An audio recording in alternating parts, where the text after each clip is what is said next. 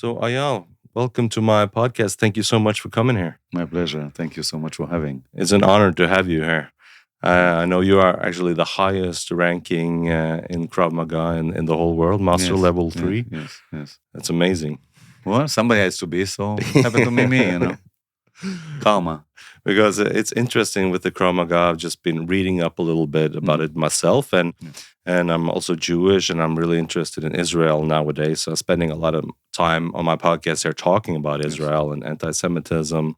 And my family is actually, we talked a little bit about it. My great-grandparents were from Bratislava, fleeing there from pogroms and the attitude that was there, the atmosphere, and over to Vienna.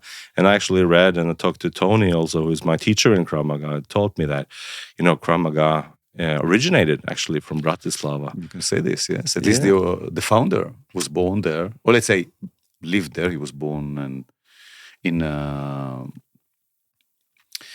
Hungary because the parents were from that, or the grandparents were from there. And then mother went there to have him, and then after that moved back to Bratislava, and he grew up there. So, and there was his career as a sportsman with the wrestling and boxing, gymnastics, and then fighting in the streets against the fascists from 1936 until 1940, where he fled that country also. What was it that made it necessary to develop a system like Krav Maga in that time? In your opinion, what do you think? The other ways of defending yourself were not efficient enough, if I understand correctly. Okay, so what happened there was that the fascists started becoming in power and started attacking the Jewish community. So Imi was practically the uncrowned leader. Imi, the founder, yes. He was the uncrowned leader of a group of about 100 guys. Most of them Jewish, not all, with some background in some fighting, weightlifting, and things like this. And they were aiming to protect the Jewish community. He was teaching there a little bit, some self-defense. Now, his father was chief of detectives. So he was teaching Imi about controlling people, defending knife attacks and things like this, things that were suitable for the early part of the 20th century, which is rather different than today, at least the approach and the way we look at things.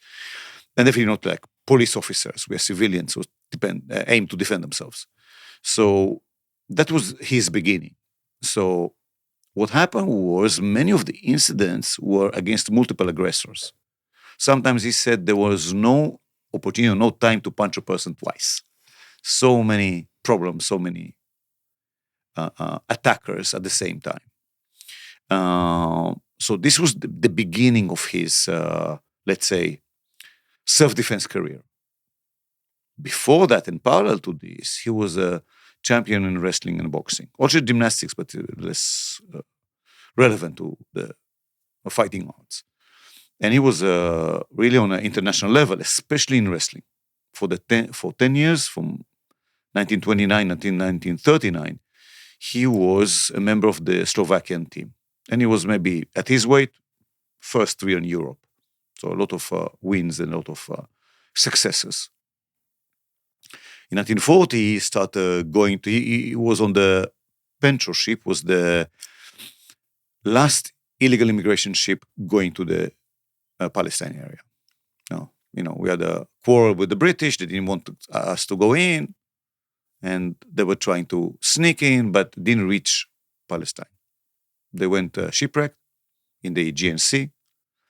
Imi and his 4 friends were rowing several days, and then picked up by a British ship that took them to Alexandria, and an Italian ship took all the people from that boat. A famous story. They took them to Italy. They survived the war, this group. And Imi went to Alexandria, had operation. He had some infection in the ear, and he had to go through operation. And a couple of years later, after he served also part of this time in the Czech Legion under British command, then he went to Palestine, started some working and different things. And a couple of years after, he joined the resistance. the Haganah, Palmach, Palyam. These are different groups within the Haganah. And started teaching there, self-defense, fighting, defending knife attacks, swimming and lifeguarding also, by the way. And when the Israeli Defense Force was formed, 48, he joined the service. Altogether, he was serving 20 years. So within this position, he started developing Krav Maga. And in the beginning, it was techniques. Here's the problem, here's the solution. Problem is somebody attacks you with a knife, here's the solution. Problem, some soldier attacks you with the bayonet, somebody's taking you as a hostage or as a prisoner of war, you have the opportunity to resist, to overcome the soldier at the other side. Here's the solution. After about 20 years in the service, both resistance and military, in 64, he finished his service. He was 54 years old and started teaching in civilian life. He opened 2 locations, one in Tel Aviv, one in Netanya, where he lived, and also where I grew up. And I started training with him at 1974. I was a teenager. Yes. So that's how we started. And my job at the later years was to make Krav Maga a real system, not just problem, solution, but a real system. And today, Krav Maga is very developed. And KMG, we have presence in 60 countries with a bunch of instructors, maybe 1,500 instructors around the world. What Yes. made it interesting to you as a teenager? Why did it appeal to you? Why did you want to start with it? It's a good question. I felt like a fish in the water with Krav Maga. So back then, it was the Hong Kong Kung Fu movies, was in the media, Bruce Lee movies and all this. Yes, that's one thing. I was not good in group sports. So I was not good in football. It was not my cup of tea. My cup of tea was more swimming, skin diving, spearfishing, things like this, and maybe ping pong, rockets on the beach. I was okay in volleyball, but the other things, no. And with one of my friends, we started training some martial art together from a book. And eventually my friend, after a few times of training, we stopped. And then a little bit after, my friend found Krav Maga. And it was very logical for me. It was always the, okay, here's the problem. Let's do. And my background, the academic one at least, yes, and the way of thinking is very much logical. So physics, mathematics, I'm engineer in education, not in profession, definitely not anymore. So it was very coherent. It was very logical. It was very relevant. It was very natural. So I liked it. As I said, I felt very comfortable with it. And in Israel, back then, so I'm talking about the 70s, yes, after Yom Kippur War. And, in 67, we were in euphoria. We had the biggest, best all over. And then 73 gave us a hit on the head, yes. Although it was amazing victory eventually, yes. So we always have this issue of we need to be able to fight back. We need to defend ourselves, yes. And in the family, it was very much like this. Although my uncle was in the paratroopers, my father was serving, my grandfather was serving. So it was very much, it's inside the society, the army, and the self-defense, and the abilities to fight. So it went side by side with the atmosphere, let's say. And it was not the atmosphere of fighting all the time, obviously. It was an atmosphere of we need to be able to fight. We need to be able to defend ourselves. Now, we in our family were rather lucky because all grandparents came to Israel before World War II. So from 25 to 35, everybody came in. So, of course, half of the family were murdered in the Holocaust. But it was and the Holocaust is always in the back of the mind of us. Masada is in the back of the mind, as we know. It's in the culture. So I would say that this was the combination of things. Which countries did your family come from to Israel? So 3 of them came from Poland and 1 from Lithuania. So Yanilov is from Lithuania, 3 others from Poland. And you had many family members going back that were killed in the Holocaust? So, of course, I didn't know them, obviously. Yeah. But my mother's side, except of a couple of cousins, and of course my grandparents, everybody was killed in the Holocaust. Yes, murdered there. And grandparents, most of them came to Israel. The other side, I mean, my father's side, most of them came to Israel, but those who stayed, definitely certain parts stayed and were all killed, murdered. Yes. Growing up, did you sometimes find that you needed to be able to defend yourself? Were you often in those kinds of situations? Not often, yes. No. I grew up in a very nice neighborhood. My schools were in a relatively bad neighborhood, at least close to a bad neighborhood. So some of my friends from there are still alive. But so you're being a teenager, you found yourself in the system, you're learning it, you're like a fish in the water, as you said, and then you're starting to develop it as well at the same Yes. time. So what happened was I became the closest assistant to the founder. It was in the early 1980s, after my military service. During my military service, I was very close to him still. And sometime when he was sick or feeling uncomfortable, I was taking over. He was also teaching so much. Other of his students were teaching more. So I was in one club of one of the instructors teaching there. And then I was training with Imi on Saturdays, every Saturday. And we were in the US demonstrating Krav Maga. After that, we became very close.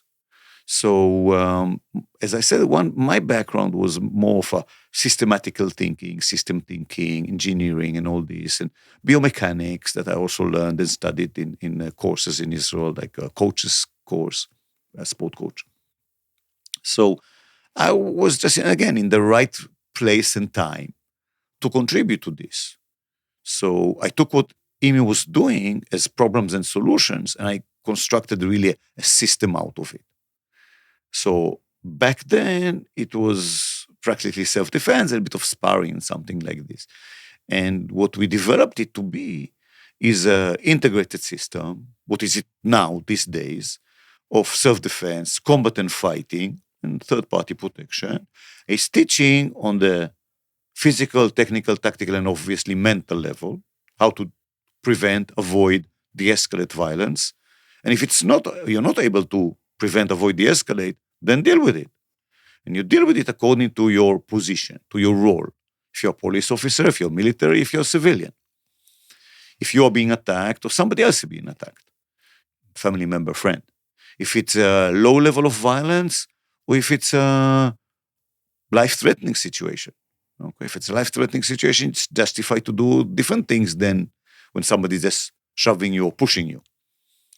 And idea is to be able to give the best solution, the correct one, the legal one, in the right place and time. And when I started Krav Maga, it's really funny in a way.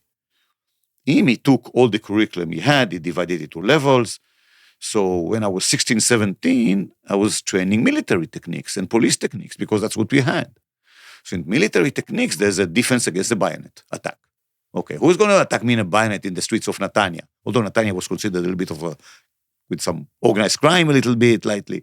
But nobody's going to do something like this. But still, we were training all this. Why? Because maybe it will happen, or this is the system, just do what is in the curriculum. And it was really great fun. We were jumping on each other and with a knife or with a rope and simulating, yes, techniques of sensory removal. Sensory removal is killing techniques. Killing techniques without any weapon, with a knife or with a rope, choking, killing. Of course, I didn't jump on any of my roommates or classmates and did sensory removals on them, obviously. Yes. But this was obvious and this was natural and it was Israel of the 70s and 80s. So it was just, okay, this is the system, let's do. Let's practice. How did Krav Maga differ from? I imagine that the military probably had some sort of system for close combat. This is Krav Maga came from the military. Yeah, from the military. Yes, Yeah. Because how did it solve, or what kind of problems did Krav Maga solve that weren't being addressed before Krav Maga was developed? That people saw that they needed, like from especially like knives or weapons, or I imagine just that this was kind of the problem that people didn't know how to defend oneself. Yes. Is that a correct assessment? So when you look at military, the Krav Maga there is rather limited overall. Yeah. Soldier has a weapon. When you cannot shoot the enemy, drive the gun into the enemy's head, hit him with the butt of the weapon, move away, clear the weapon, shoot them, and go to the next enemy. Okay, this is military on one side. On the other side, a soldier, Israel is very small. We grew up where we lived, Imi also. The distance from the beach to the Jordan or the Palestinian authorities now is less than 20 kilometers. Let's say about 15 kilometers. It's about the waistline of Israel. You have no ideas like this in living in a country like Norway when you have thousands of kilometers.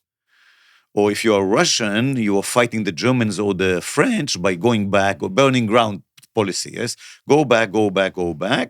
Then the supply line is so long. Grandpa winter is coming, you just collect the bodies of the enemy, okay? We have 15 kilometers. So how much we can go back? If I go 3 steps back, I'm already in the water. Yeah. So I need to swim to Kafrisin, to Cyprus.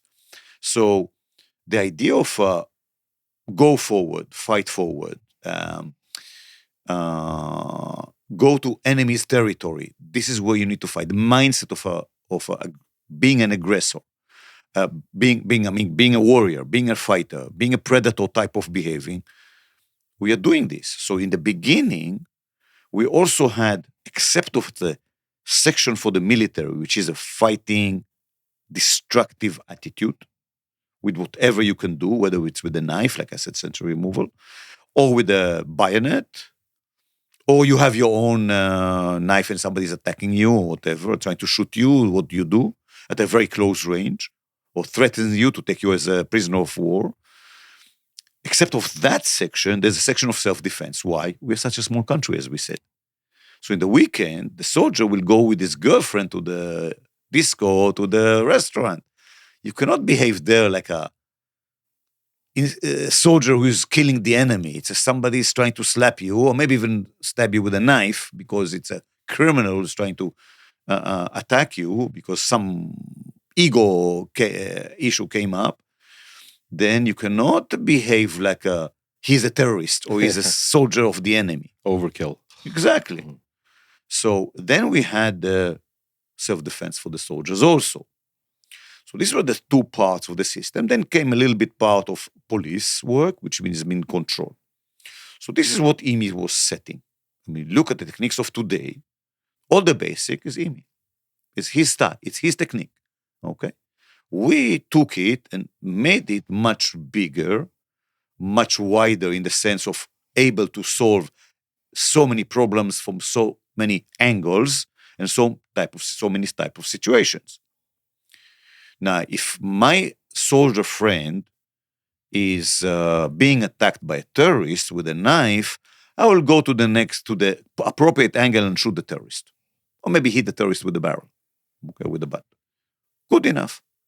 If my friend in the disco is being attacked by punches and kicks, it's a different way that I can act and able to act. I have the possibility to act.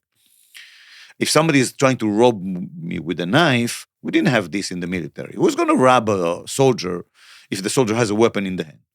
Obviously not. Or something like this. So this is solutions that we have to put. Okay, so in the street, there can be different types of kicks and different types of punches, maybe a little bit different than the military. So then we are widening the system and able to solve the different problems with punches and kicks. With grabs, somebody's trying to bear hug me or choke me or headlock me. Somebody's trying to rob me with a gun or with a knife. Somebody's trying to lead me from point A to point B because I don't have the money now. He wants me to take the money from the ATM, so I need to be able to deal with a moving type of situation and dynamic aggressors and things like this. On the other hand, if I fell down, somebody's trying to kick me. What do I do in this case? So somebody's trying to stab me while I'm on the ground. So what happens? So these are all solutions that we are having. And of course, there are also situations of multiple aggressors. One grabbed you from the back, somebody's punching you from the front and trying to rob you like this. Or situations that you are, some social conflict with a person that wants to throw you away from his parking place of the car, yes? And he and his friend are coming to quarrel with you. What do you do in these cases? Okay, what is the danger? What is the type of attack they are able? How do you de-escalate this? What happens if you cannot de-escalate?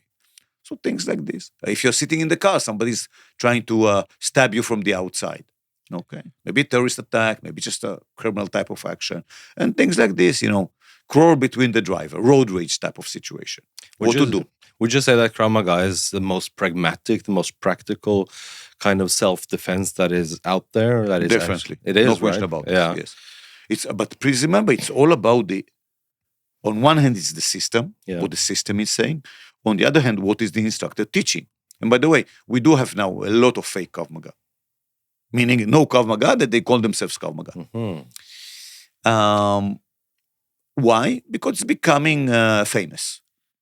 Now people start to hate us a bit more because they have a reason about, fighting in Gaza and all this. Yeah. These are the useful idiots, what we're calling, yes.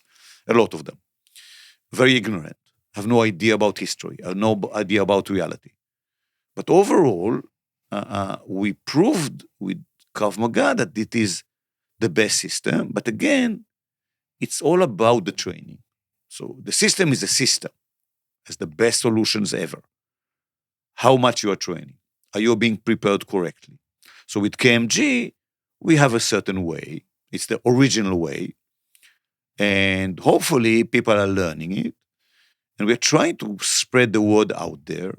And sometimes people just say that they're teaching Krav Maga and they are not. And hopefully we're trying to overcome this. That's a problem, I guess, because people think they learn good techniques and then is actually a fraud. And then when they try to use those techniques, they don't work. So it's dangerous actually to learn something like that. You should sue these people. Yeah. But there's no regulation, so there's nothing like this. By the way, there are different martial arts. Yes. And all the real martial arts were developed in realistic conditions. Many of them went into different paths. For example, sport-like. Boxing was once like this type of, this type of motions. It was very suitable for certain conditions. But when you are in sport and you want to protect your arms, your hands, so you don't hit the mouth of the other side, the other competitor, because if 100 years ago, there was no Colgate, no Crest, and no antibiotics, yes. right? And if you hit the mouth of the other person, you get the teeth and wounds here, and sooner or later you will have no hands because of gangrene. So you put gloves, and then suddenly the striking is like this, yes? So this is more the boxing. It's not like this anymore. Why? Again, it's the path, and they are earning $100 million for losing. $100 million, yes. No kronos, $1 million, 100. Okay. So they must be good. They are the best in boxing, the best in the punches. We are not trying to outbox the boxer. We're trying not to fight the boxer. Usually the boxers will not fight us. I mean, if they're a high-level boxer, why should they fight us? If it's a hooligan, a criminal that knows some boxing, okay. So I'm trying not to box a boxer. If I have to box a boxer, I'll put my hands like this and kick his balls. Yes, balls? Efficient. Yes, I'll try to break his knee. I'll run away. Why should I fight a boxer? For what? Okay. If I have no alternative, I will not box the boxer. He's better than me in this. I will not try to wrestle the wrestler.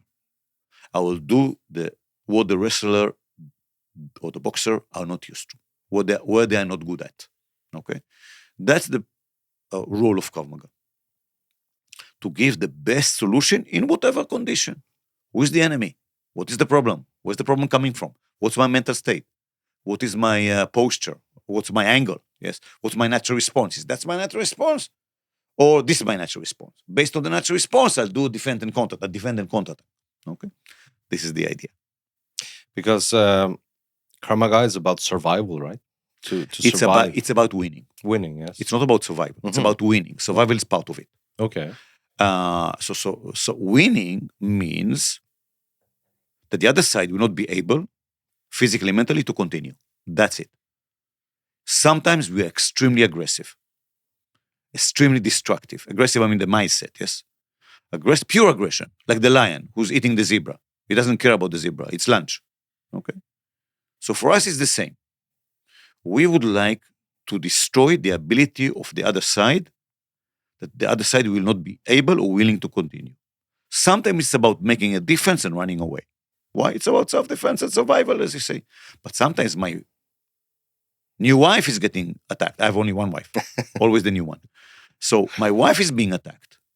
Or the threat of the knife is on my wife. So what do? Do I run away? The answer is no. She doesn't have good life insurance. I have to save her. Okay.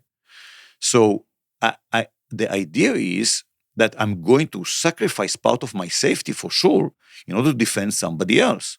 It's not about my survival. It's about the survival of the other person in this case, or the both of us, let's say.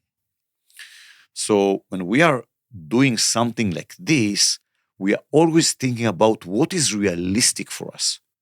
What are the conditions?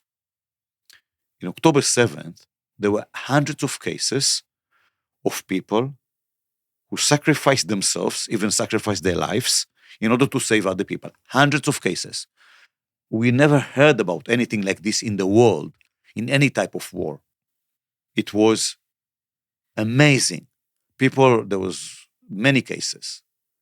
One case that I usually tell about is a gentleman that drove 15 times back and forth to take people out. He saved more than 100 people. Everything is on the camera because he had the dashboard camera. Amazing. Under fire. There are many bullets all in this van. Would you go one time? It's not your family there, just Israelis. Yes, they are my nation. They are my people. By the way, they can be not the Jewish. Yes. Non-Jewish people who saved Jewish people. Why? Because they're Israelis. They are under attack of terrorists. I know a lady. She participates now in a course that I've given for survival from this event, and she stayed and she was patching and treating people, injured people. Luckily, she was not killed. Yes, but she treated dozens of people, staying there, not running away. And as I said, luckily she survived, yes? But it's just an example. So what is my situation? What is my goal? So my goal is to complete the mission. And the mission is that the other side will not be able to continue. The enemy, the aggressor, the terrorist, the problematic person will not be able or willing to continue. That's winning. Is there also an element of deterrence there, to be so aggressive that the other people don't dare to attack you? Definitely. Yeah. It's with the posture, it's with the look, it's with the actions, it's with the words sometimes. This is connected with the strategy of de-escalation. Okay? If my strategy is de-escalation, what are my tools to do? What are my techniques to do? So if I've got a bottle in my hand, I can break the bottle, say, fuck off, excuse my French, yes? I will move a little bit like this very aggressively, and the person will not come closer. Excellent. I de-escalated things with a tool in the hand, with aggressive type of behaving, with aggressive voice, with posture. Excellent. So, and sometimes I can just touch a person, I can push a person, and I did something else. Sometimes I will punch a person or push a person strongly, say, stay away from me, or go home, or something like this. And hopefully it will convince the person, meaning I'll win mentally only. If I will not be able to win only mentally with a little bit of physical things that I was doing, then maybe I will have to use some more force. And again, it's about the capabilities that I have. It's interesting Tools how, also. yeah, it's interesting how a high level of aggression can actually decrease the level of aggression in the situation. Yes, Yeah. yes, exactly. For example, we are sometimes growling like this, usually during action. You know what is the effect on the people? 95% of them are being scared. And if you look at what is happening when you check these things, testosterone and adrenaline goes up in the growler and goes suppressing the ones in the other side.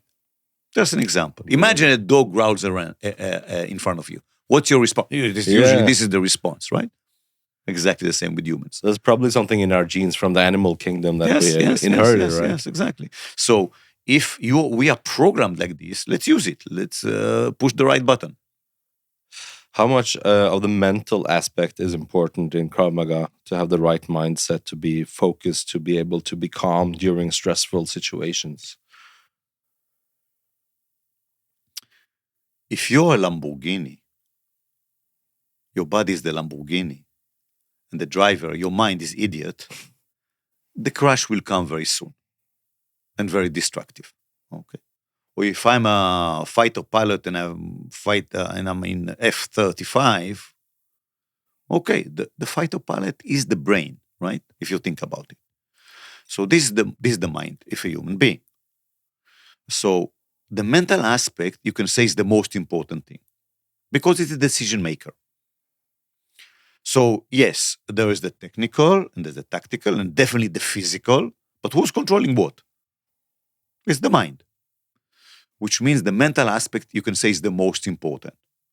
So you can say, okay, you see there's a structure, like a pyramid here. Yes, there's a pyramid. One side is the mental, one side is the physical, one side is the technical, one side is the tactical. Okay, you take one side completely off, everything collapses, right? But still, when you think about it, the mental is the most important. Okay, why? The Lamborghini and the driver. Yes. How much is Krav Maga part of Israeli society? Because most people go to the IDF in Israel, right? So I assume that Krav Maga is a big part of the training at IDF. Unfortunately, not so much. Not so Mm-hmm. much. Look, it depends on the unit. Mm-hmm. So there are some special forces who train a lot because they are engaged in a certain type of activity, and you need to make them much more strong fighters, much more strong-minded warriors. On the other side, most of the soldiers in the IDF do not meet really the enemy face to face. Tank division, artillery, okay, communication, intelligence. Okay, we want them to be fighters. We want to have what if. We want to have the combat mindset.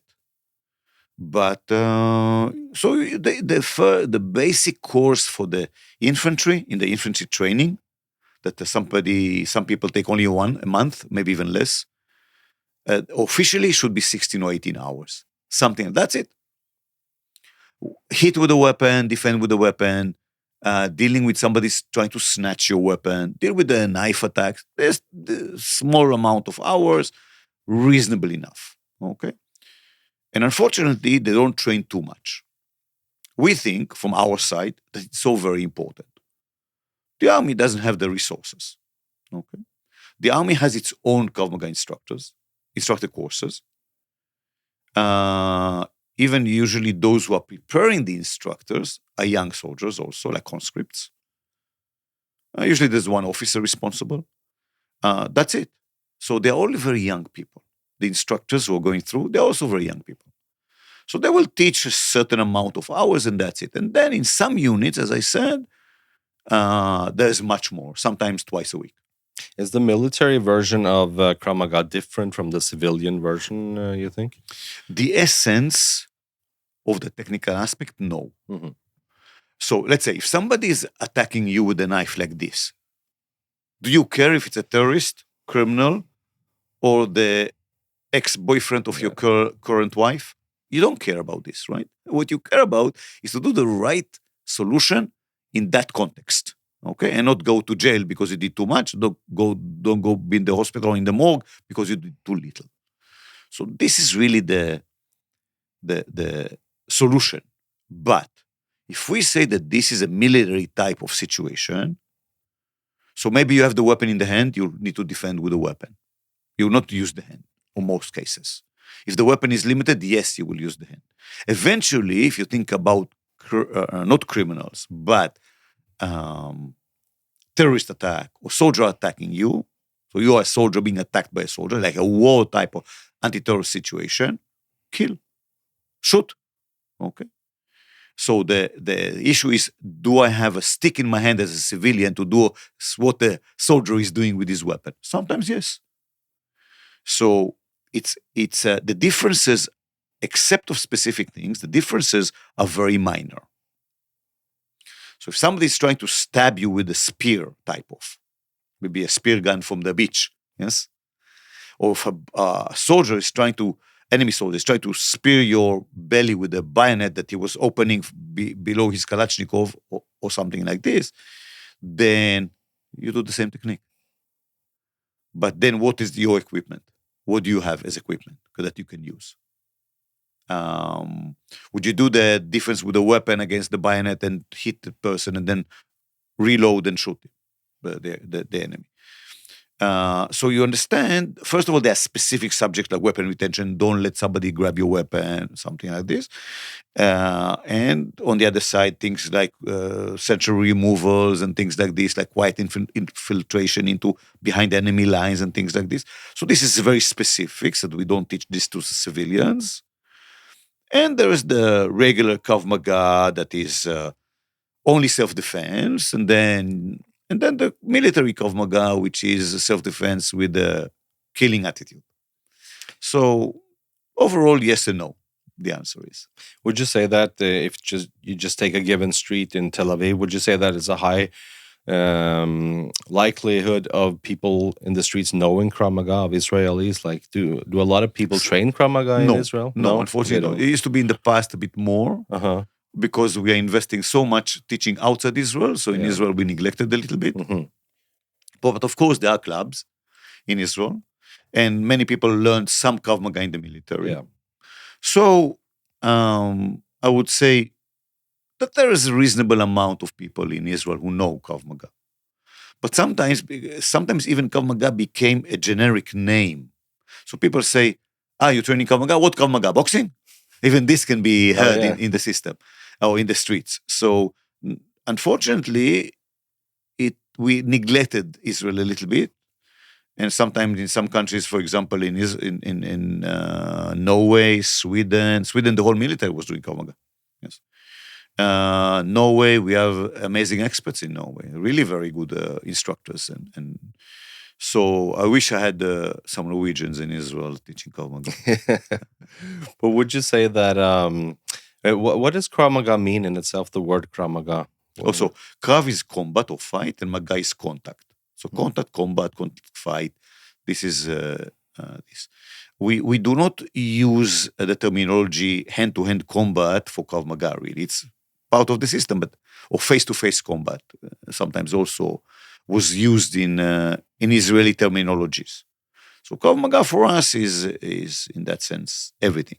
How do you train your mind to be able to handle being calm in super stressful situations? Is it possible to train Obviously. Yeah? Of course, different people have different capabilities. Yes. This is obvious. So everything will have a first level that they will start from. Somebody starts like a Rottweiler and somebody starts like a Chihuahua.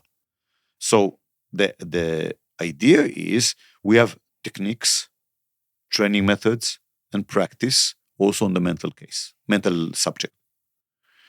So for example, focus on concentration is one thing. Combat mindset is another thing. And relaxation and diffusing of destructive emotions like fear and anxiety, hate, etc. is the third section. So in the mental aspect, we have three sections. As I said, combat mindset, aggression, determination, persistence, courage, first of all. Okay. And the focus on concentration, use all the resources to identify, do the jobs, and ignore what's need to be ignored, and receive and decipher what is relevant, and the relaxation and diffusing of problematic emotions. These are the three sections. And for all of this, we have specific methods.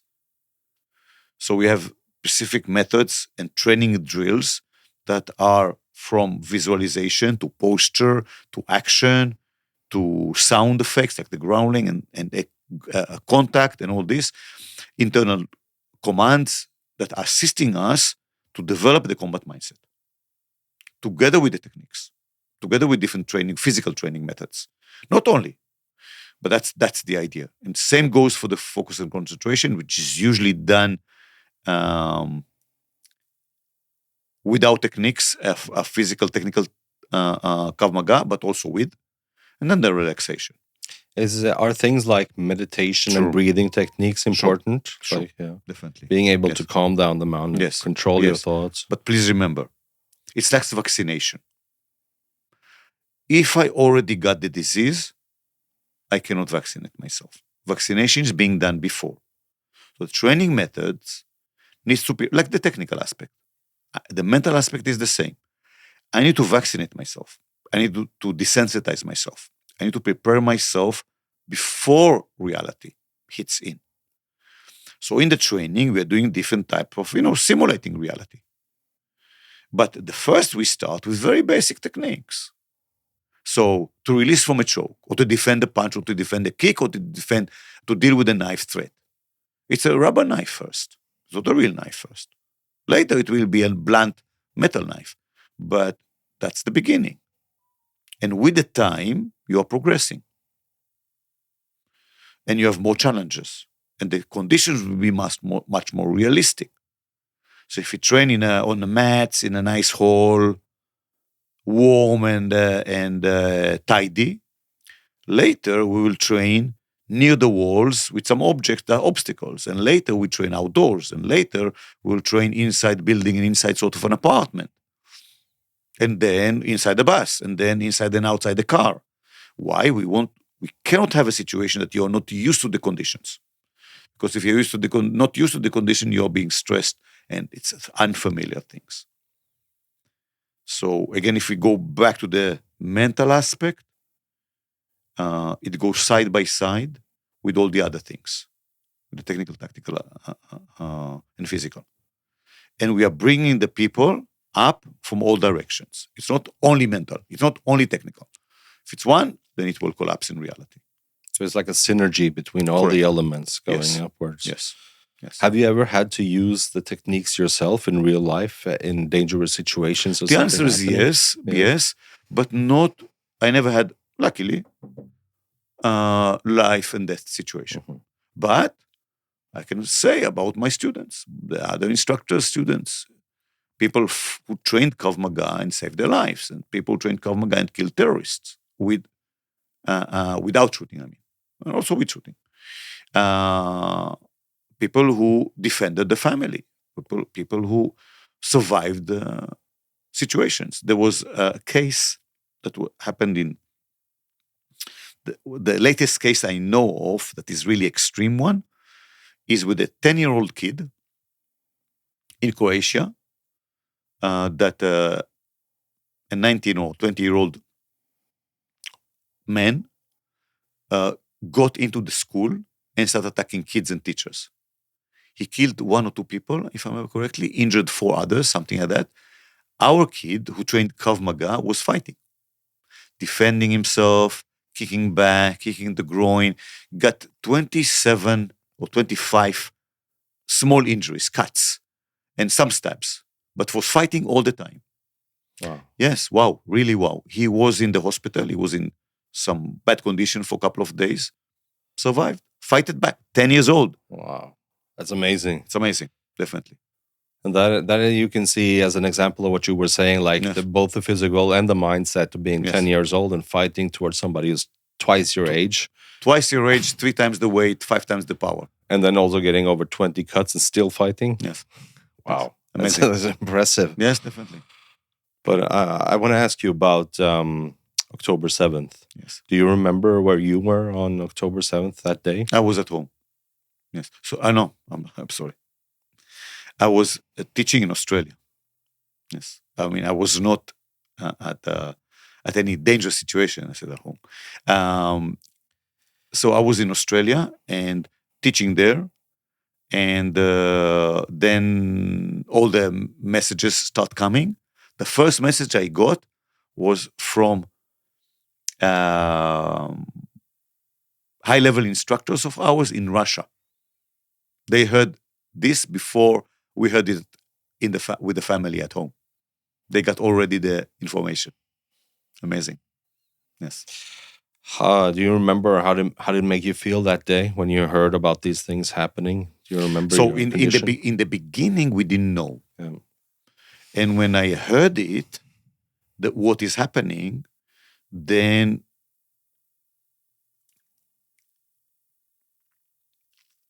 it was, the feeling was, or the sensation was, hey, we did so many mistakes in the attitude and so much mistakes in not dealing with ignoring reality, ignore the jihadistic groups around us, that that it was clearly going to happen.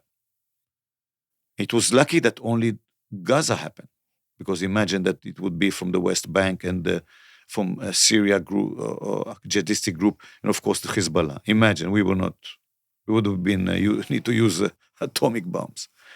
And then about the atrocities, what they were doing, because I was studying a little bit the jihadistic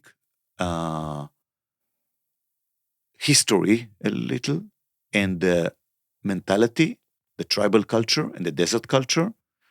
I understood where these things were coming from, on one hand, the background of these things, seeing certain images or certain role models in the extreme Islamic world, what these role models were doing. If you read Quran, you understand which were the role models and how these role models were acting. And then later, of course, in Afghanistan and all this Chechnya and all this jihadistic group, how they were acting. So this is exactly the same, even more. And that is one thing. But the most disturbing thing came a couple of days after, which, how could it be that there were so many mistakes done or so many wrongdoing done by our forces? How it is that they were not there protecting? How it is not there that the army was not functioning? This is really strange. Yes, definitely. Definitely very, very disturbing. How things were not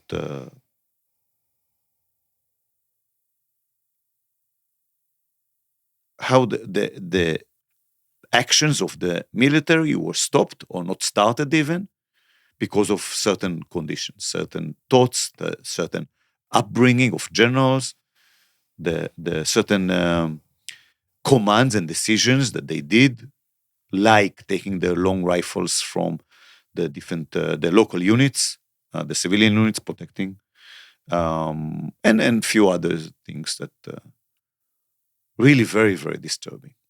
Because I understand that the social contract in Israel between the inhabitants and the government is that the number one thing that the government should do is protect its citizens, like protect the borders. And the military is for this. Yes. Yes. Yeah. And that's it. And there are really strange things happen in that sense. Yes. Very, very annoying, very disturbing, not annoying, very disturbing, very outrageous. Yes.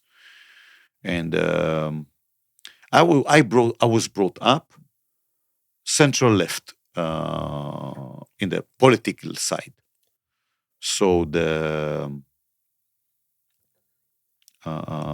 Avoda, what's called the party, yes. So central left, socialist party, something like this. I forgot how you call this party in Britain. I forgot how you call this one. Yes. Labor? Labor. Yeah. Thank you. The Labor Party. And then the left wing, to my opinion, as I see this in Israel, went way too left. Very extreme. Very unrealistic. And when you listen to what was really done and what was hidden from us during the Oslo Agreement, we are in Norway, yes, while the Arafat and his team were saying that this agreement is practically Hudaybiyah agreement. You know the Hudaybiyah, what it is? Yes. Agreement that you do when you are weak, and then when you are strong enough, you will break this agreement. It's Muhammad did this between Medina and Mecca, and attacked Mecca after a couple of years when he was strong enough and they were not there, let's say, their army. So we didn't know about these things. They were hiding things from us as the population, as the regular civilians. But then, at a few years back, maybe 5-6 years ago, I started to be more interested in the culture around us, the Muslim culture and religion, the tribal culture, the desert culture, and listening to professors and very knowledgeable people. And I started to understand the really much better the Middle East and the culture and the attitude and why we are being regarded as the enemy and what are the real problems in the Middle East. And then you see that the real problem in the Middle East, Israel is not the real problem. Israel really is the solution in the Middle East. And when you see the fights between the Shia and the Sunnis, the jihadistic groups from both sides, by the way, you see the fights there. You see the attitude within the countries. You see what happened after the Arab Spring started from 2011. When you see all these things, you understand the collapse of all these countries compared to what we are in Israel. You understand that Israel is the solution. The way we are, it's also the solution for the whole Western world in that sense. If you think about Judean Christian culture and religion, this is the modern world. This is how we are being educated, the whole world. Okay, I mean the Western world. Yes, and this type of education is very much contradicting the jihadistic and extreme Islamic education. I like to refer to the Maslow pyramid. Do you remember what is the Maslow pyramid? Yes. Maybe we tell it to the people. Yes, please. Maslow pyramid, the pyramid of human needs. So the first one is the very basic food, shelter, water, and things like this, the very basic security and safety. And the last thing is the self-realization, self-actualization. Also, if you enlarge it a little bit, this pyramid, it's about the family, that the kids will grow up and will succeed and all this. So this is what is in the Western world. Now, if you look at the jihadistic world, it's not the same. And the top is to be a martyr. The top is to be jihadistic. The top is to explode yourself and go to heaven. The top is death. The top is to do jihad. By this, send all the non-believers to hell, send the believers to heaven. You're doing them a favor. You yourself will go to heaven. You are preaching death. And it's the opposite than what we do. So if you look at the Maslow pyramid, you're talking about groups who are very much against our culture. And if you're taking these groups to you, they will destroy you. So you're taking you're taking a wolf into a bunch of lambs. Okay. So look what happens in Europe. I definitely suggest for people to read Strange Death of Europe by Douglas Murray. Yes. Really very good. It was written in 2018, before this thing. But you can look at this, you can look at the history, it's exactly this. So I think people need to wake up. And people are waking up, but not enough. Yes, there's still very strong groups, you can call them left side, maybe something like this, and who believe that they are right and they are correct, and they are doing the correct steps by blaming themselves and being victims, and that they will be useful. Victim culture. Yes. Almost as if the pyramid that you're talking about, the Maslow pyramid, is upside down, with Israel having life on top and then them having death on top. Is like inverted pyramid. Yes. How important is the war and the fight against Hamas? How important is it for Israel to eradicate Hamas? One should eradicate the jihadistic movements. That's it. There's no way this can survive together with the Western culture, with the Judeo-Christian culture. It is not possible to. These two worlds of view cannot survive with each other. And the moment they are winning, and they start, obviously, you know what's happening. They are starting to win in their own regions. Okay, the moment they are conquering in Europe, they are the jihadistic, the extremist. The first thing they do in many situations, they are going to the moderate Islamist groups. Then they are conquering them first of all. They do the same thing in their own countries.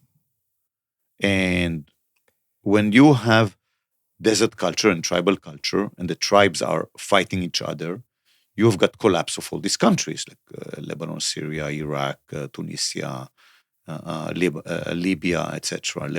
So they are collapsing. And which ones are surviving and flourishing? The Emirates. One country, one tribe. One country, one tribe. 7 like this. Each emirate is one country, one tribe is one country.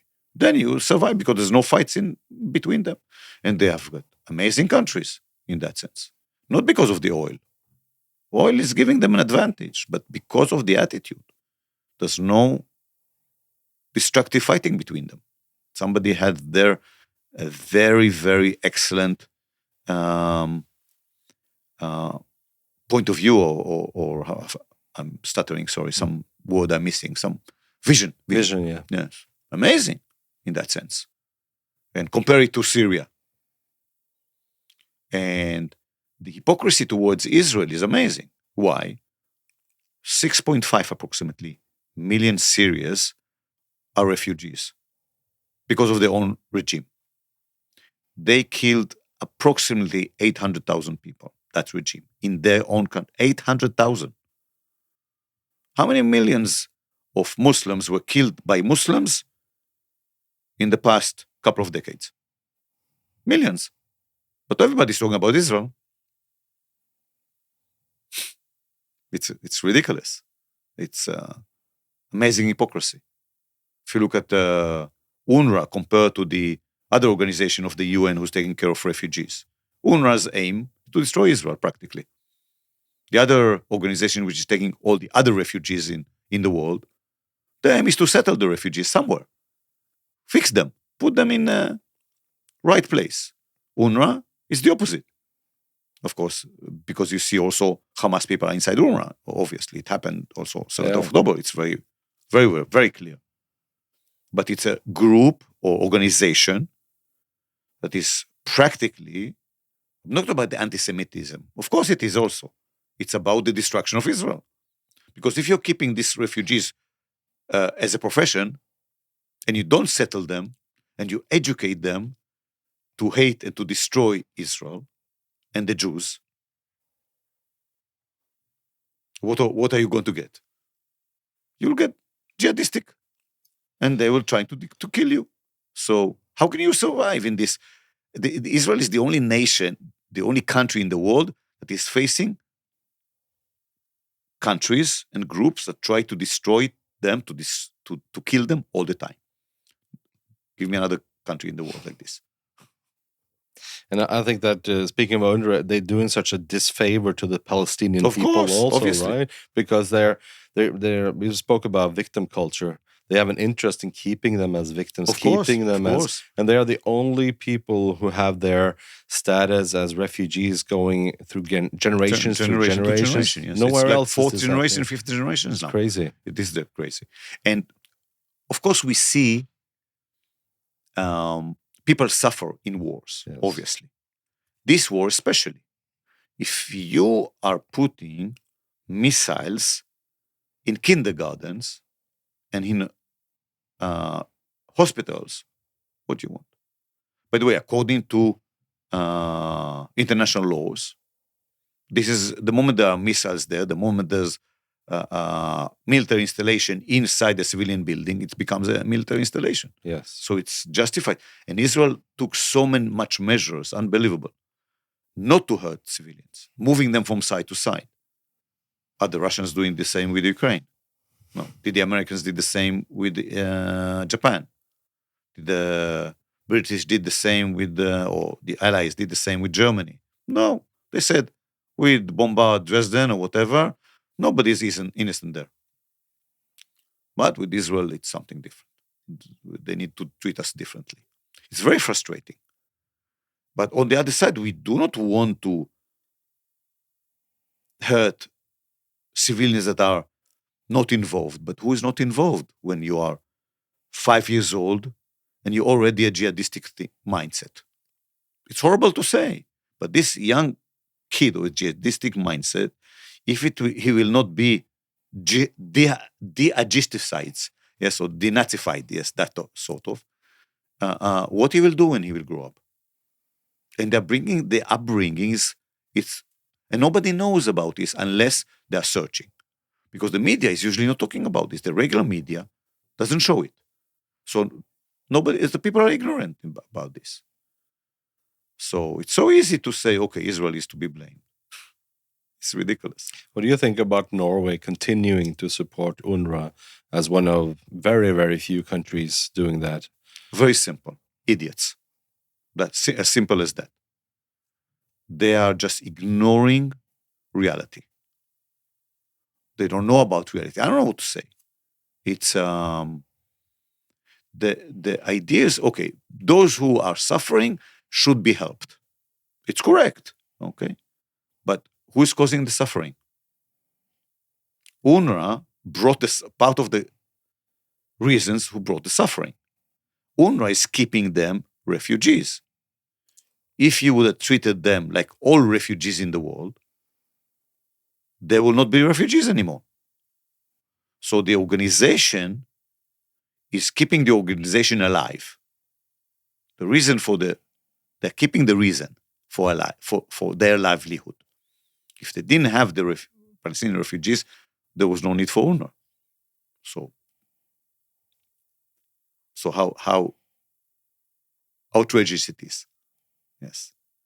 And I understand the concept. Again, I grew up on the feeling that we should be friends with the Arab people around us. And my wife is a lawyer, used to be active.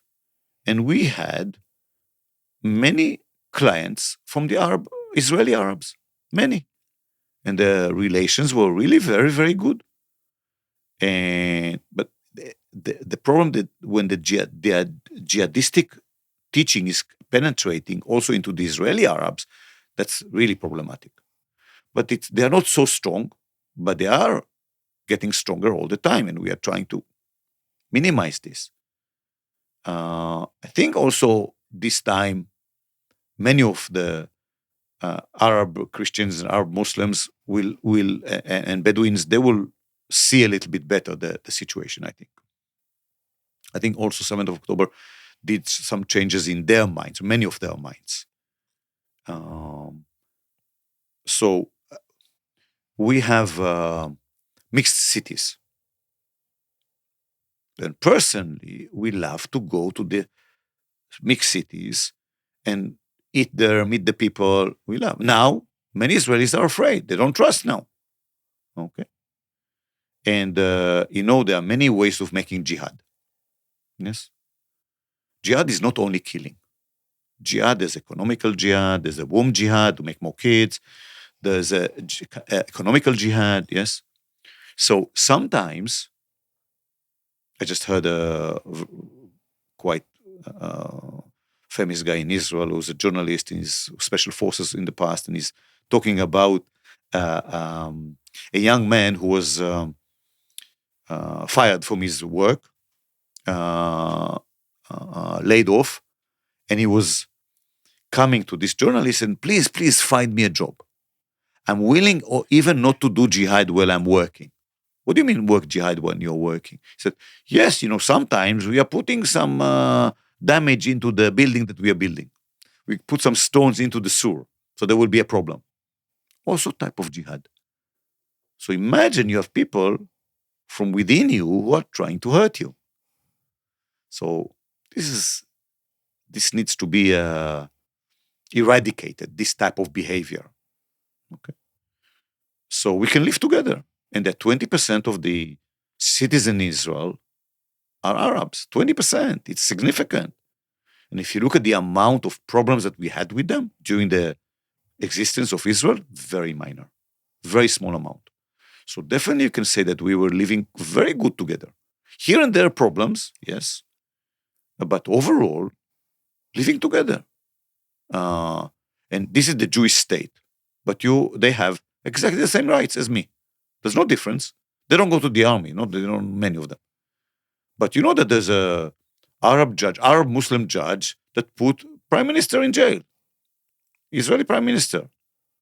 You were yesterday with Yusuf Haddad. Yusuf Haddad, yeah. Yes. And he was speaking about this and exactly. how frustrating it is to see, like here in Norway, that people are walking around saying, Israel is such an apartheid country. And it's idiots. like just the opposite of that. Exactly the opposite. And he had a lecture about that, and he gave an example. He was actually in the IDF, and he was a commander. He was a commander there, right? And he gave an example, like, tell me if this is an apartheid country, he said. And he told about he was attacked and he got hurt, and there were RPGs flying over his head. And then there were 3 kilometers from back up, and he was lying there. And then 8 Israeli Jewish soldiers came, risked their lives, to walked save him 3 kilometers through terrible terrain to save him while being under fire and RPGs. Yes. Well, they could have just let him be there. Like he was their commander. He was their commander. Yes, and they came to save him. Yes. And that an apartheid country could never do that if there was apartheid between Arabs and Jewish people. Of course. There are judges, there are teachers, there are police officers, there are military commanders at high level also, that they are Arabs, some of them Muslims, some of them Christians, the Druze also. So yes, we are a country for the Jewish nation, but all the citizens have the same rights. No question about it. You know what? Even I will exaggerate. No, I bring exaggeration. In the Galilee, there is the Arab region of like municipality, yes, and that's the Jewish one. Okay, so the Arabs live by themselves, most of them. Yes, there's almost no Jewish families there, and the Jewish villages or towns, but with sometimes some Arabs inside. When they have when they sell land in the Arab area, and they sell land in the Jewish area, the Jewish area land, it's 5 kilometers, 2 kilometers, 3 kilometers different, something like this. The Jewish area land, the government is charging 10 times more compared to the Arab. So we give them many times much better conditions. So it will be easier for them. Many times it's like this. So many times the how do you call I forgot the word in English. The how you are helping others, yes? It's the opposite. Favoring them. Yes. I think we'll do a quick break, and then we'll have another Krav Maga master here at the table with us. Great. All right? Yes. Okay, we're back from the break here, and we're joined now also by another master at the Krav Maga, Rune Lind. Welcome. Talk. It's good to have you here as well. How long have you been in the Krav Maga game? So I started training in teaching in 1996, so it's closing up on 30 years. Wow, 30 years. Next year will be 30 years. Why did you get interested in Krav Maga? So I work in security. Yeah. I've always worked in security, and I've done martial arts since I was a kid. And actually, when I first time got into Krav Maga was when it started to spread in Norway. It was I believe the first time I was here teaching a seminar in Sweden, and I saw in a magazine that Krav Maga was used by FBI and military, and it intrigued me. So I went for the seminar, not really knowing what to expect. And I was blown away after the first day, basically. It was a 2-day seminar. So after day 1, I already knew that I wanted to do more of this. And there was an instructor course about a month, a little bit more than a month later in Sweden, 4 weeks in a row. And I applied for this one, and I was accepted. And that was the start. What other kinds of martial arts did you train before this? So I did, basically back home, there wasn't that many to choose from. So I started with karate. I was doing some boxing on my own. I bought a book on jiu-jitsu and was practicing with friends. And those were the main ones. I dabbled a little bit with ninjutsu, just to have a variety. And we did some kickboxing. Growing up, we were talking about this here with Eyal earlier, with Bruce Lee being so hot at that time. And I remember watching that too. I thought like ninjutsu was the thing. That's what you were going to do. Watching Karate Kid, you know? Of course. It was a horrible waking up when I started Krav Maga, understanding that maybe it's not as cool as it looks. So when did you meet Eyal? When did you guys meet? So it was the first seminar. The first seminar, yes. I went to Stockholm for the first seminar, and he was there.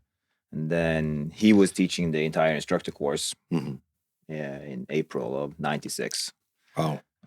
So we went through that one together. And then early next year, I believe, was the first time we brought you to Norway. Yes, to do seminars. We did a seminar here. And then from there on, it's been many years of teaching together. Because I heard that you're a master level 1, right? And I am in your training. Humbly, yes. Yes, and that's quite unique, I think, in Norway and also Scandinavia. Also, in the whole world. In the whole world. Yeah, wow. Yes. Are you able to say how much it takes to get to that level? How much has it? How much effort has it been able to, or has it required of you to get to that level? So first of all, it takes a lot of years. There are a certain amount of years you have to do on each level. So there's at least 10 years to get what we call the first expert level. And then there's another 2 years minimum for the 2, 3 for the 3, 4 for the 4, and 5 for the 5. So there's quite a lot of years. And talent and work. Yes. And mindset, I assume. Yes. And attitude. And attitude and a lot. So especially for KMG to become a high-level instructor, you have to fit the part.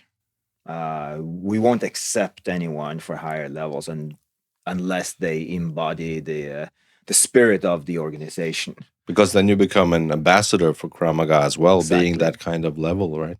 Exactly. Maybe I will say about the levels in general. Please. So it is a little bit like a military type of aspect. So the first 5 levels, we call them practitioner levels, sort of conscript levels in a way. The second is the NCOs, the non-commissioned officers, the lower officers, something like this. This is the graduate levels, we call them, also 5 levels.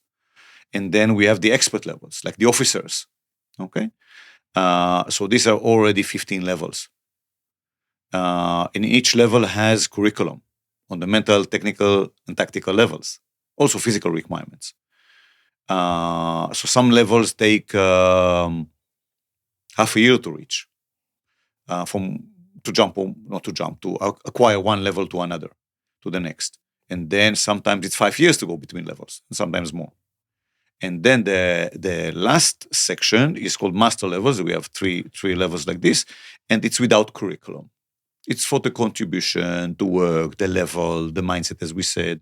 So these are the groups of levels. So we have the practitioner, the graduate, the expert, and the master levels. This is the But do you idea. have also belts in addition to this? So no. No belts. No, when Krav Maga started, when Imi started, for some years he had belts, and then we took the belts out and saw what is more suitable for the system, and that is the one that's what we have now. Yes. Uh-huh. So what would you say is like a main difference that one would encounter if you're meeting somebody who's a practitioner, who is a graduate, who is an expert, and what is like the main difference in their skill set in Krav Maga, would you say? Like, Yes. like mainly. Yes. I'll try to make it simple to the audience. You can say that the practitioner of ours is more like a technician. Yes, he can fix things. Basically, you have a problem, you have got a solution. You put solution out. It's reasonable.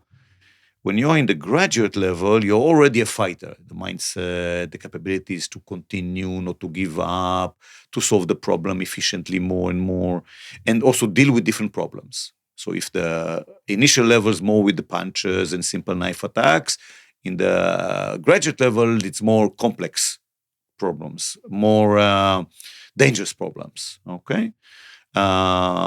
So, for example, if we say the basic knife attack of the circular attacks like this, you can do in the P levels. In the G level, you will deal with straight stabs and the slashes and things like this. So these examples. And the experts even higher. Expert level, it's sort of a warrior level. It's somebody who can solve the problems much more efficient. If there's a change of situation, he will adapt, she will adapt very fast. So this is trying to explain something like this. So again, it's the proficiency. Take driving, for example. We can compare it to driving. If you are driving a year or you're driving 5 years, what is your experience? If you are driving more like a racing driver, okay, or you are doing driving in the terrain, different terrains. So this is similar in that sense, and you have this practically in every profession. Yes, that you have a technical, tactical profession, or even just a technician or engineer. So to compare a technician to engineer. So things like this. So we were speaking about the IDF earlier. What would you say the training that they get typically is like? What level would they say that the training that they get is supposed to be at? Okay, so they need to reach the fighter level in the mindset, but the skill set and the tool set that they have is much smaller than the civilians for the beginner. And then if you look at the special forces, then it's completely different levels. Like expert level? In the mindset and the aggression, definitely yes. Yeah. In the techniques, again, they don't need all the skill sets. They don't need all the solutions. Okay, it's not relevant for them. So with what they are warriors. Yes. What's it like teaching Krav Maga, Rune? Are you traveling around the world teaching different workshops also and doing these things? Yes. I'm teaching workshop for regular people, the practitioners. I'm teaching the instructor courses and at different camps around the world. So teaching is fun. But the benefit is the teaching itself is fun, but the benefit is meeting people.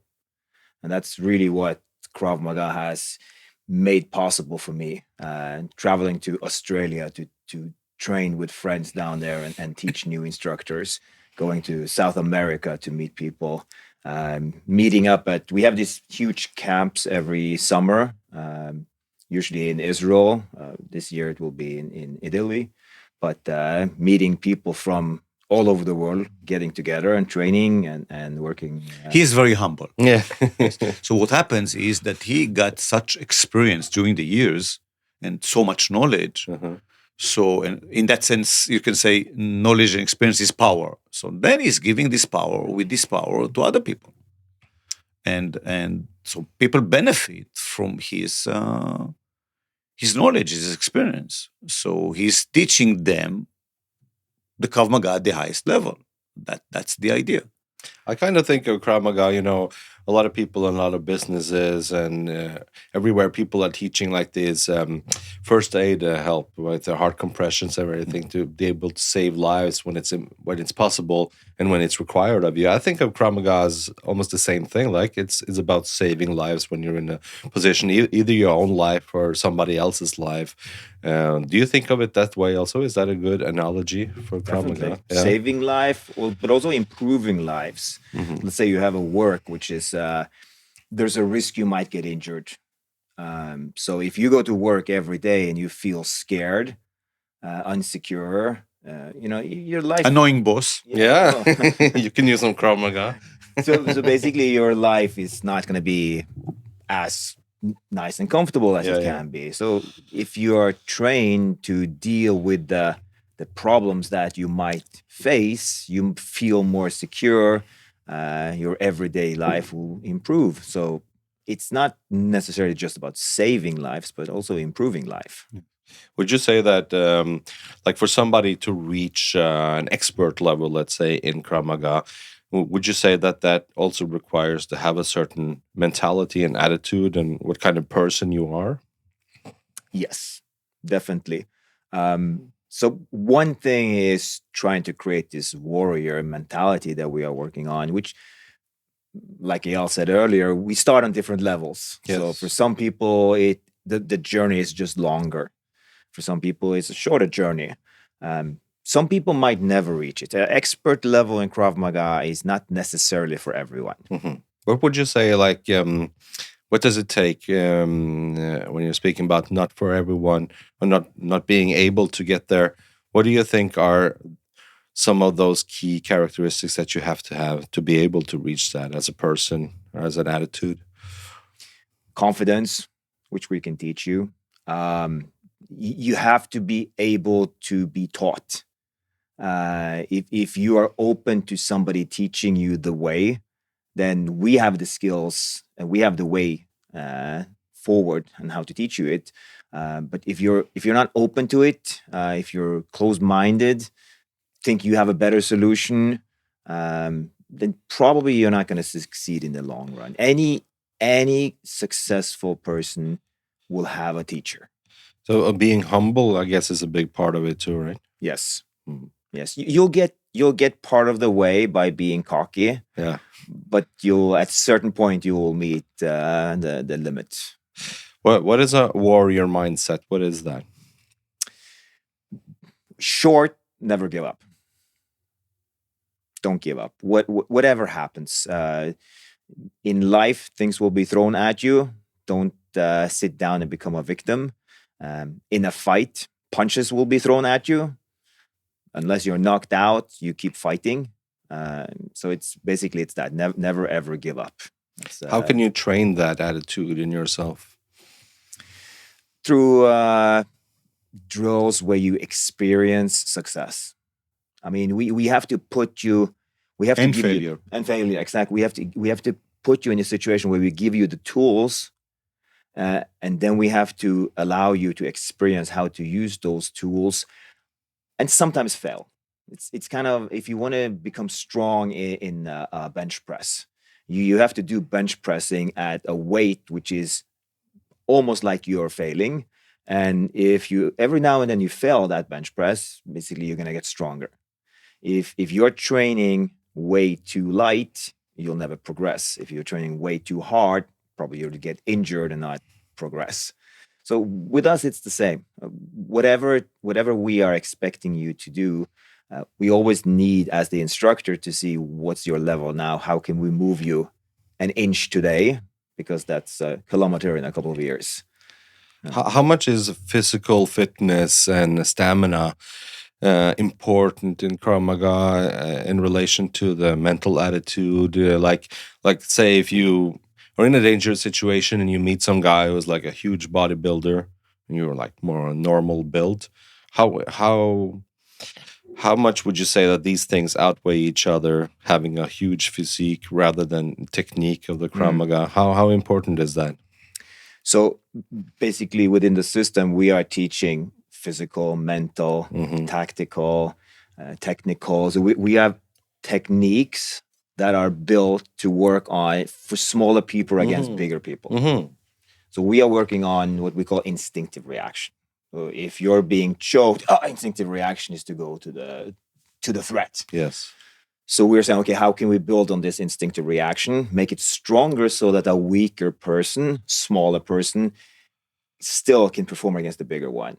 So principles we are using is like explosive movements. Yes. So we're not using strength, we're using explosive movements. We are hitting targets that are specifically more vulnerable. So we're going to hit the throat, we're going to hit the nose, we definitely hit the groin. Things that even smaller people can do against bigger people. So that's the technical. Obviously, from the mental, we teach the warrior never give up. But then also the physical is important for us for two reasons. First of all, if you are stronger tomorrow than you are today, you have a little bit of a better chance against somebody who's bigger. Yeah. Right. So we know that a stronger person is going to have a easier time doing some of the fighting. Doesn't mean that a smaller person cannot fight, because again, the mental aspect is important. But the stronger we can get you, the better you're going to perform. Yeah. Now, usually fights are not long. We don't train people to do 5 rounds of 5 minutes like in the UFC. Yeah. A confrontation can last from seconds. If you're being surprised by somebody, it can be over in seconds. Or it might last longer in some domestic violence situations. But we are teaching you physical, so both the strength and the cardiovascular to be able to work even if you're tired and to perform better. And usually, if it's a fight that goes 5, 10, 15 seconds, it's not really, you don't have to be super fit to be able to do it. But because of the adrenaline and everything, you're going to feel really tired. Yeah. So we use the skills in training, we will make you really tired and then force you to perform. Yeah. So that we know that, and you, more importantly, you know that you can perform even if you're tired. Yeah, for that self-confidence, right? To be able to know that even if I'm super tired, then I won't give up and I will still... Because I tried a little bit, because I'm training with Tony, as you both know. And we were trying just our last practice, we were trying like 3 guys against me. Oh. And I was trying to like keep them off. And I'm nothing compared to you. I've just started like Krav Maga. But just that feeling of...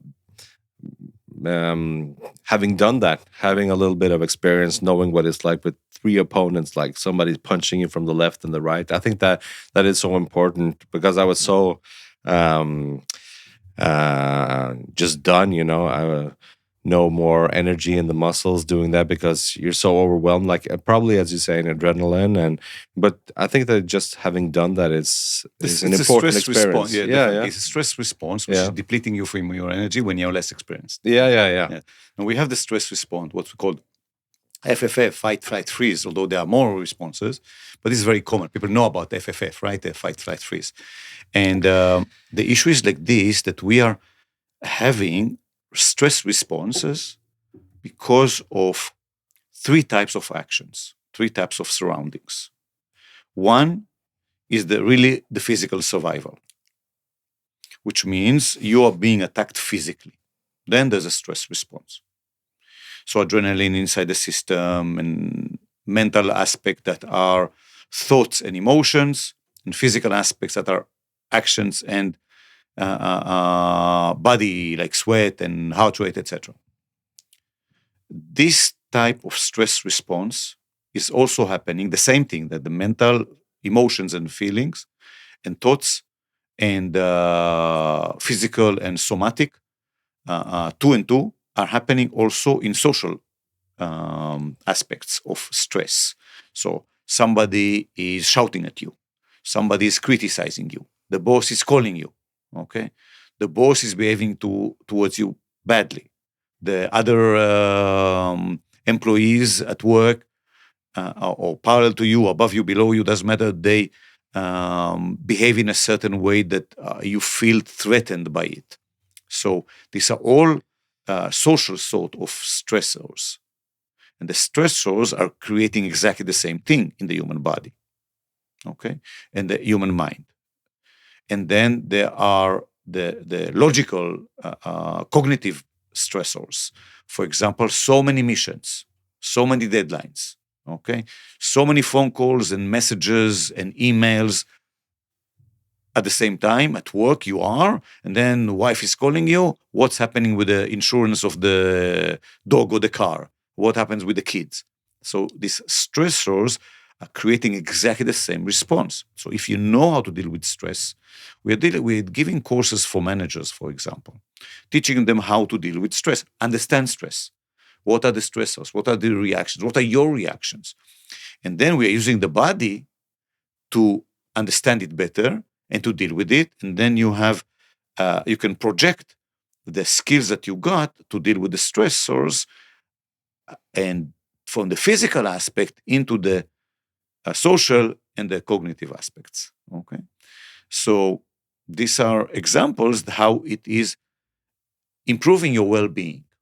We are sometimes hired by top-level companies in order to do that exactly, improve the well-being of the managers, the directors, through the Krav Maga is a vehicle for them to understand stress, improve their decision-making under stress, and then do it also in simulate it also in work type of environment, not physical ones, not dangerously physical ones. So the result of it is people, as Rune said, improve their lives. They change their lives. Not about saving lives. The truth is also saving lives because you will get less heart attacks for sure. And some people get nervous breakdowns, especially the high level, the top level managers. They get nervous breakdowns. Why? Because of the stress. Why? Because of the stress. Because we are not built to deal with social stress so much. We're not built to deal with the physical stress. We are built to deal, with the cognitive stress. We are built to deal with the physical stressors, with the real danger, fight, flight. Yes, somebody's trying to eat me. I run away. If I'm fast enough, I'm not food. So it was a very short burst of reaction, body reaction, physical reaction. That's it. After that, the body used this amazing fuel of adrenaline, etc.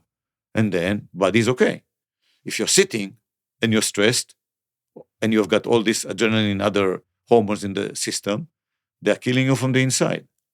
Heart problems, cardiovascular problems in general, kidney problems, liver problems, brain problems, physical problems. Why? Because you're not dealing with the stress correctly. It's kind of like a fighter airplane using afterburner all the time. It's not supposed to do that. It's supposed to do it in short bursts when you need that super extra energy, right? Exactly this. But what are you guys' opinion on things like the UFC and these kinds of fighting competitions? Is this compatible with Krav Maga? And what do you think about it? What are your thoughts about this?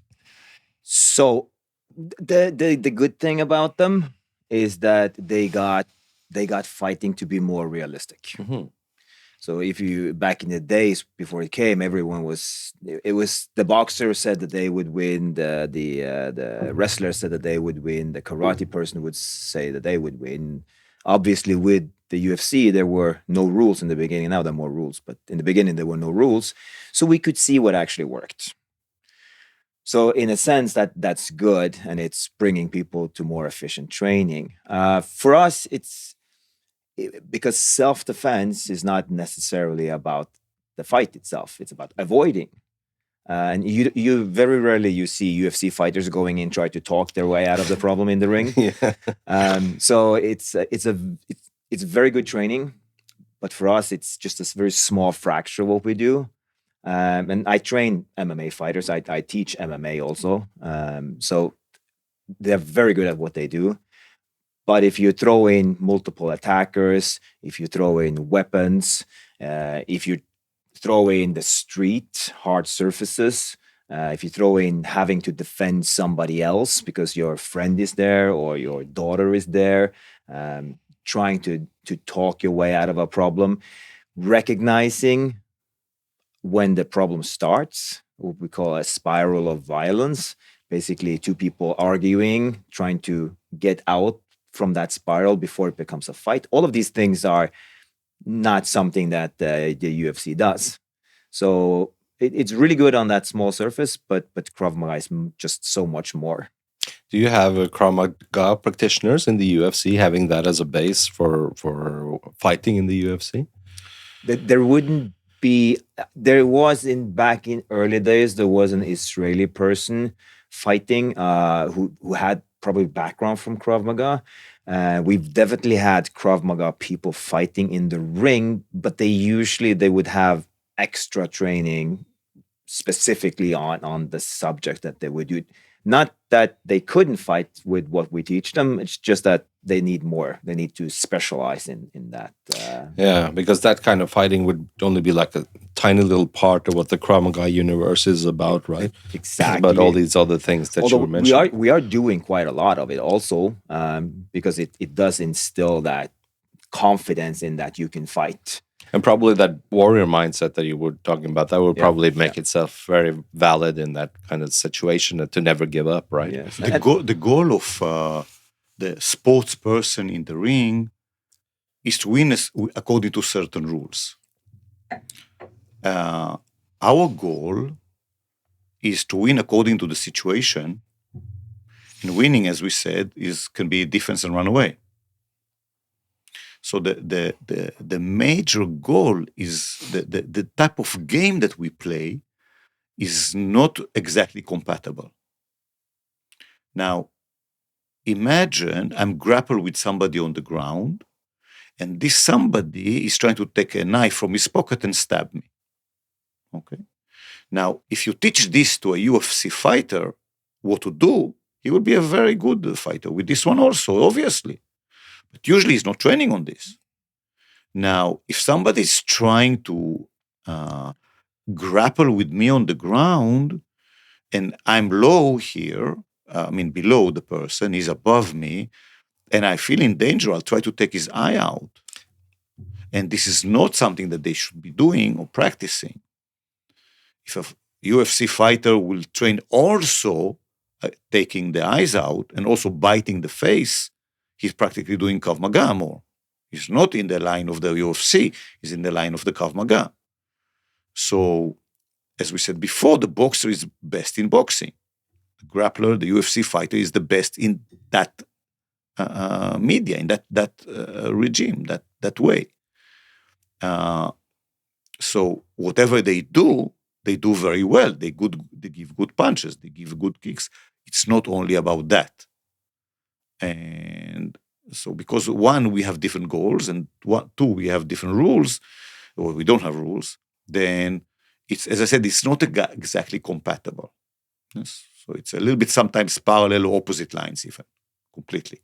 So that being said, Krav Maga has developed over the last 20 years a little bit as a response to the increasing number of people who are grappling and doing UFC.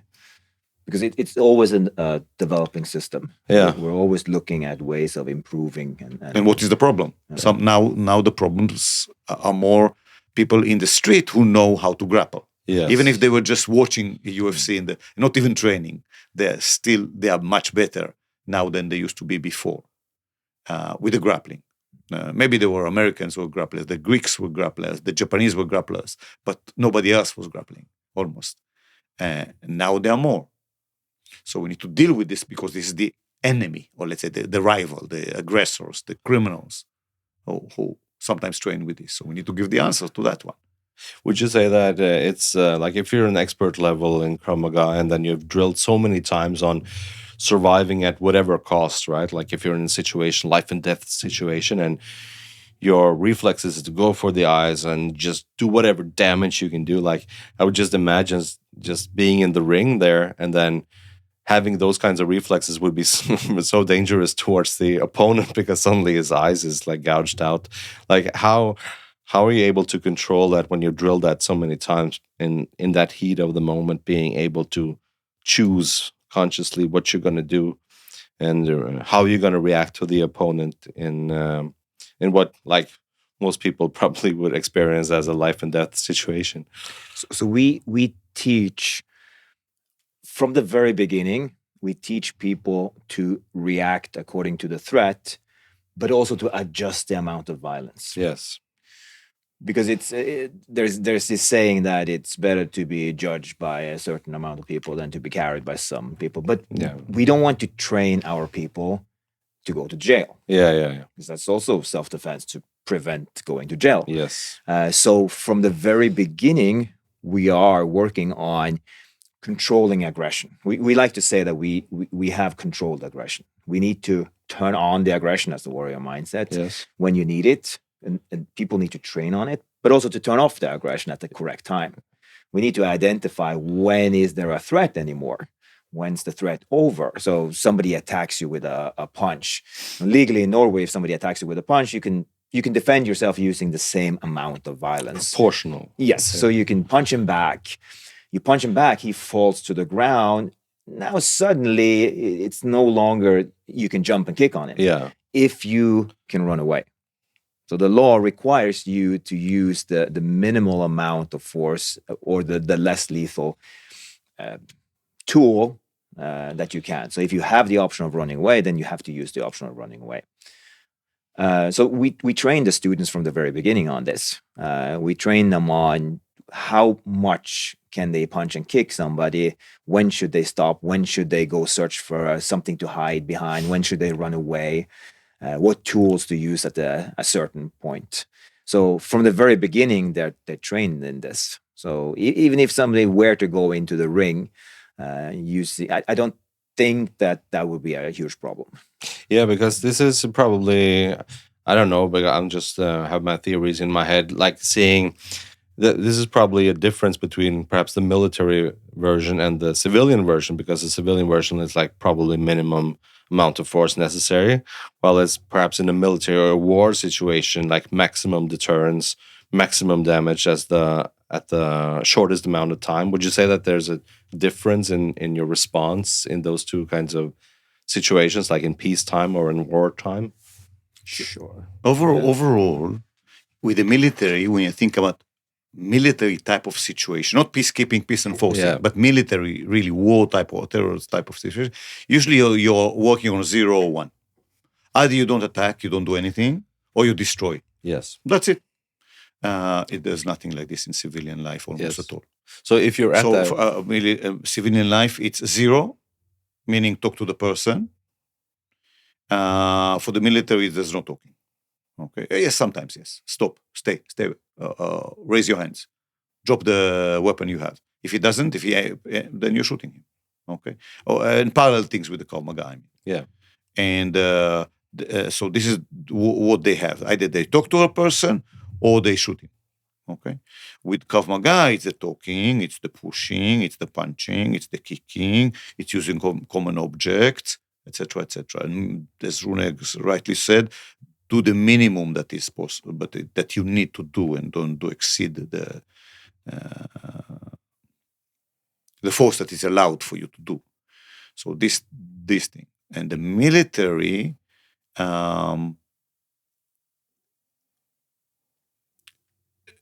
practically in the training, they are put into the military conditions. So they're used to military conditions to act there.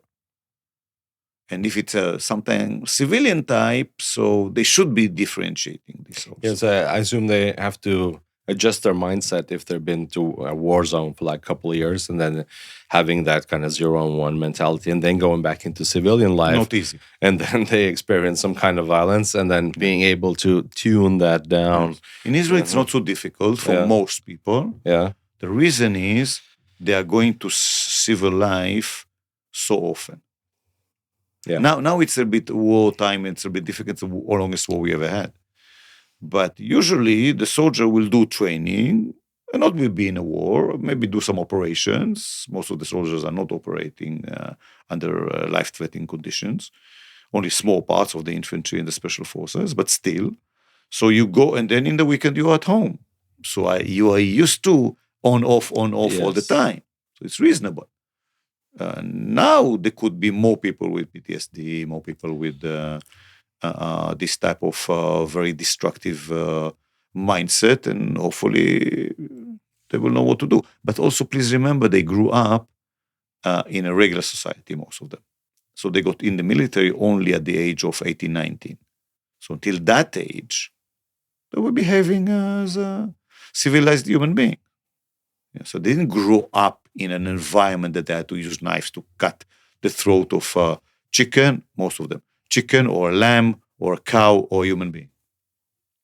Because this is like a typical scene you see from like a Hollywood movie, from like the typical guy who's been in the military or special forces, and then Rambo. He's been to war, and then he comes back to civilian life, and he's at the bar drinking, and some guy tries to pick a fight with him, and he totally overkill, destroys him, and almost kills him. Like It's relatively rare in Israel. Yeah, it is. Yeah. Right, yes. It's important with that mindset, being able to tune, like, am I in a war? Am I in a life and death situation? Am I in a more civilian situation? To have that kind of attitude, right? Yes. I can tell you that because I was working with the military special forces and undercover anti-terror groups for years, decades, so I can say that we trained them to do this on-off and to understand the process and to understand the problem. It's also in the mind of the people.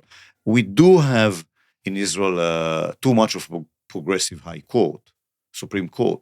So then they are limited very much from that direction also. So it's always about rules of engagement, the rule of open fire, and all this. So it's in the back of the mind and in the front of the training a lot.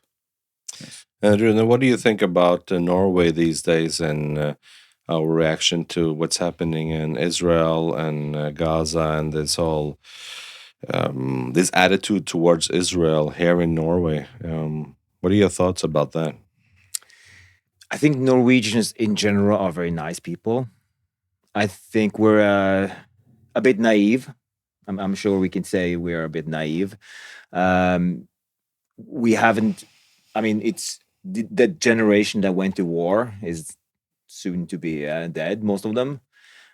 So we don't know the conditions. We don't understand what it's like to be a small country with enemies on all sides. So it's hard for us to understand. And for a lot of the Norwegians, what they see is that they see the big war machine attacking and killing kids. That's what we get in the newspaper. And obviously, any kid that is being killed is horrible. But that goes both ways. It was horrible when Hamas was killing children and civilians in Israel. And I think Norwegian struggles with getting a good solution. And they just don't understand that Israel has been in this situation since 1948. They've been attacked. They've gone to war. They've settled for peace, been attacked again. And the cycle just goes like this. And then, so they're used to being attacked, and they're used to being the small but strong lion that has to like really attack and go strong and attack back. But like Eyal said, I think they were quite surprised by this attack.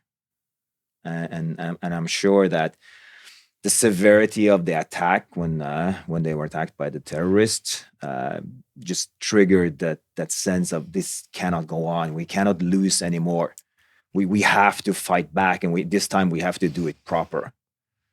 They don't know exactly how many people penetrated Israel, but there were about 1,000 from the Nukhbas, the terrorists, the Crimea, Hamas people, but there were several thousands of regular civilians who did the same. Yes, looting on one hand, but also participating in the killing. That's why it's probably so difficult designating between who are civilians and who are actually Hamas soldiers. 85% of the population there is pro-Hamas and glorify what they were doing. And in the West Bank, in the Judea, Samaria, the same thing. So maybe I will ask something, although I'm not the interviewer. What is the attitude and the fear from Norway regarding Russia? Do they fear that Russia will attack?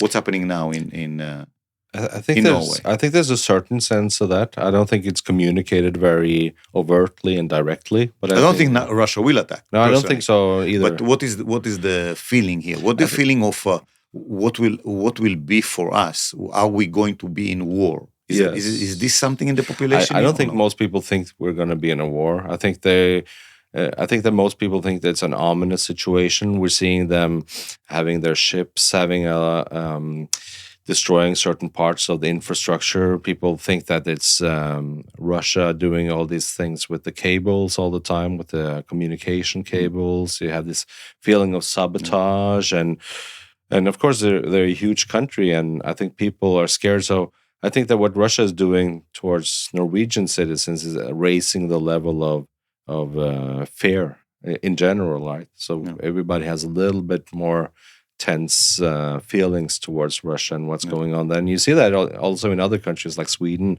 and Finland, especially, where the ministers have gone out and said explicitly, like, you guys we have to prepare for war, a situation of possible war with Russia, where they've said it much more directly than here in Norway. So I think it's a general feeling of a little bit heightened fear response in Scandinavia. So I would say that imagine it's about 100 times more. Yeah. It's difficult for people to imagine this, but if they imagine that there's enemy from all around you trying to destroy you, and the last thing that something like this happens to Norway was, hundreds of years ago. Oh, the Germans, yes, but not so serious.